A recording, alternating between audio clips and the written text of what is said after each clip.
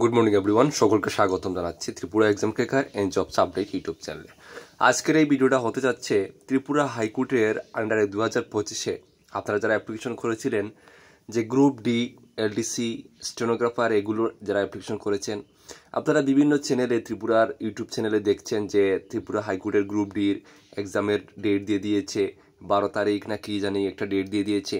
এটা নিয়ে বারবার আপনারা আমাদেরকে হোয়াটসঅ্যাপে মেসেজ করছেন, আমাকে ফোন করছেন পার্সোনালি, বা ভিডিওর কমেন্টও অনেকে আমি দেখছি কমেন্ট করছেন যে দাদা হাইকোর্টের তো এক্সামের ডেট দিয়ে দিয়েছে, হাইকোর্টের তো এক্সামের ডেট দিয়ে দিয়েছে, আপনি বললেন যে দেয়নি বা এনি সেইনি।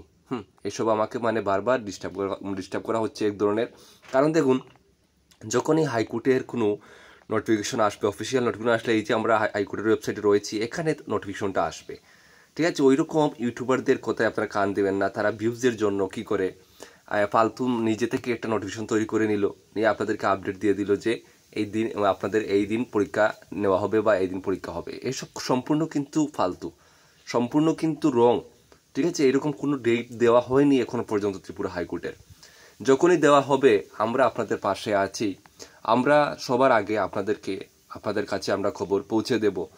হ্যাঁ, আমরা আগেও বলেছি যখন এক্সাম হবে আপনাদের, এটা মেবি সেপ্টেম্বর অক্টোবরের দিকে এক্সাম হবে, আমরা আপনাদেরকে একটা আইডিয়া দিয়েছি আমরা এক্সামের। আপনারা সেই অনুযায়ী পরীক্ষার প্রিপারেশন করুন। আমাদের কাছ থেকে নোটস নিয়েছেন, আপনারা পড়ুন। যারা নেননি, নিতে চান, স্ক্রিনে দেওয়া ডিটেলস দেওয়া আছে, নেবেন, নিয়ে পড়বেন, প্রিপারেশন করবেন। পরীক্ষার ডেট যখন আসবে আমরা আছি আপনাদেরকে, যখন জেনুইন তারিখ আসবে আপনাদেরকে আমরা জানাবো।